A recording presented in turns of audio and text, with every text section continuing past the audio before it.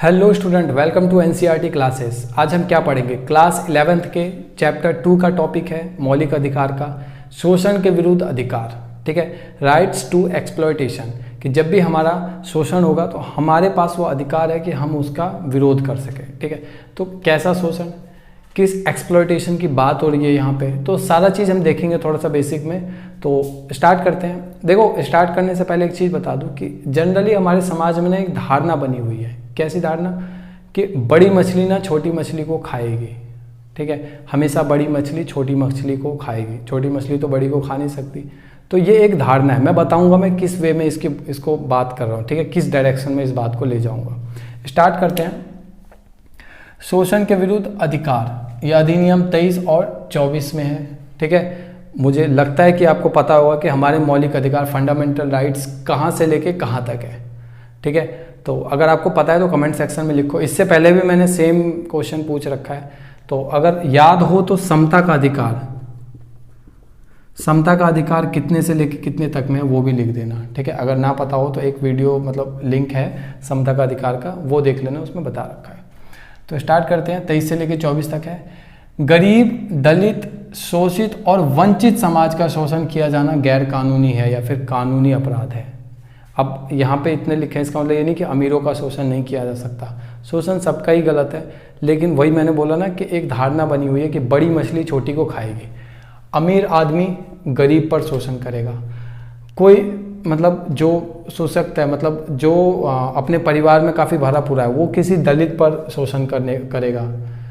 एक ऐसा जो बड़ा मतलब समाज में उसकी इज्जत है, जैसा भी कह लो, मतलब बड़ा है वो जनरली, तो वो शोषण, जो शोषित समाज है जिसका पहले से भी एक्सप्लॉयटेशन हो रहा है, उस पर और शोषण करेगा।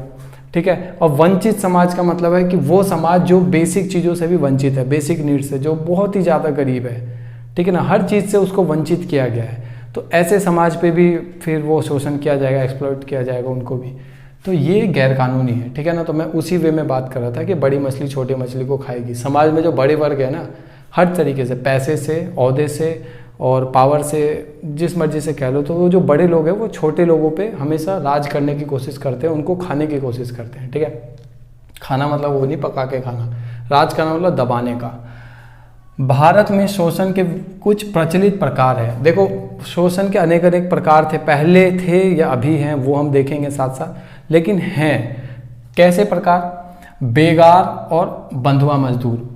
बेगार मतलब होता है जो मतलब जिस पे कुछ काम नहीं है, या फिर जिसको हमने अपने अंदर रखा हुआ है, बस अपने अंदर रखा हुआ है ज़िंदगी भर के लिए। तो एक ऐसा बंधुआ मजदूर भी कहीं ना कहीं वही है कि हमने ज़िंदगी भर के लिए उसको काम पे रख लिया है, बांध लिया है, कहने का मतलब उसको। ठीक है ना, बांध लिया, ज़िंदगी भर का नौकर बना लिया उसको हमने। अब होता क्या है ना कि उनको हम बिना मजदूरी दिए या फिर बहुत कम मजदूरी दिए, मतलब पैसा नहीं देते हैं, या तो नहीं देते हैं तो बहुत कम देते हैं, जितना बनता है उतना भी नहीं देते हैं हम उसको।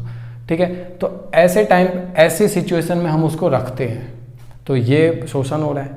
हमने एक इसी बुक में एक एग्जांपल है, जब क्या कहते हैं एशियाई वर्ल्ड गेम होने वाला था, तो उसमें बहुत सारे वर्कर्स का शोषण किया जा रहा था। उनको ऐसे मतलब काम कराया जा रहा था और ठीक से पैसा भी नहीं दिया जा रहा था, और रहने खाने की व्यवस्था भी नहीं थी। तो वहाँ पे भी शोषण हो रहा था ना, तो कहीं ना कहीं उससे रिलेट करोगे तुम मजदूर से। दास, दास दो वर्ड है। एक दास तो ये है जो हम कहते हैं ना कि ये मेरा दास है, मतलब मेरा नौकर है, तो एक दास तो वो होता है। यहाँ पे किस दास की बात हो रही है? दास मतलब असामाजिक कार्यों के लिए लोगों का व्यापार करना। असामाजिक कार्य का मतलब है कि या तो किसी की किडनी बेचने के लिए लोगों का व्यापार करना, सामान की खरीद बिक्री नहीं, लोगों का खरीद बिक्री। समझ रहे हो मैं किस वे में बात करूँ? ऐसा होता था पहले भी, अभी भी होता है कहीं ना कहीं, अब तो बहुत खत्म ही जैसा हो गया, लेकिन होता है अभी भी। तो असामाजिक कार्य के लिए मतलब जो उचित नहीं है, गलत काम के लिए लोगों का खरीद बिक्री करना। ठीक है, फिर चाहे वो प्रोस्टिट्यूशन हो या फिर शरीर के अंग बेचने के लिए, तो ऐसे बहुत सारे केस आते रहते हैं। ठीक है, तो वो उसको हम दास कह सकते हैं। बाल मजदूरी, ये वर्ड अब छुपी बात तो है नहीं, हर किसी को पता है बाल मजदूरी क्या होता है, कि 14 वर्ष से कम आयु के बच्चों को कारखाने, खदान या अन्य किसी खतरनाक काम में सम्मिलित नहीं किया जा सकता। ठीक है, अगर किसी बच्चे की एज है 14 वर्ष या उससे कम है, तो उसको ऐसे मतलब ऐसी जगह पे काम नहीं कराया जा सकता जहाँ उसकी लाइफ को भी खतरा है, ज़िंदगी को भी खतरा है। जैसे पटाखे की फैक्ट्री में, वो तो भैया बारूद है, वहाँ पे तो कुछ भी हो सकता है ना, तो वहाँ पे ऐसी जगह, तो वो चीज़ की बाल मजदूरी वो होता है कि 14 वर्ष से कम की आयु में ऐसी जगह पे तो कम से कम काम मत ही कराओ, ठीक है। अब फैमिली काम में है तो बात अलग है, अब वो खुद की मर्जी से है तो भी बात अलग है, उसको ज़बरदस्ती तुम नहीं कर सकते। अब एक चीज़ क्या है कि चलो तुमने बाल मजदूरी को रोक दिया, बाल मजदूरी को रोक दिया, लेकिन किस बिहाफ पे रोक रहे हो तुम? जब सपोज कोई बाल मजदूरी कर रहा है तो तुम उसको क्या बोलोगे, भैया बाल मजदूरी मना है, तुम ऐसे क्यों कर रहे हो? वो तो बोलेगा भैया कौन सा कानून है बाल मजदूरी का?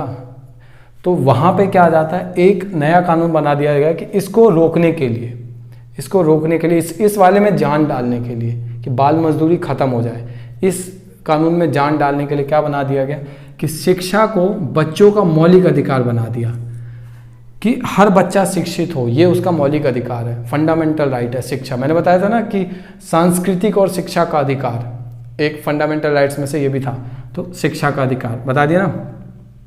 शोषण के विरुद्ध संवैधानिक अधिकार को अर्थपूर्ण बना दिया जाता है।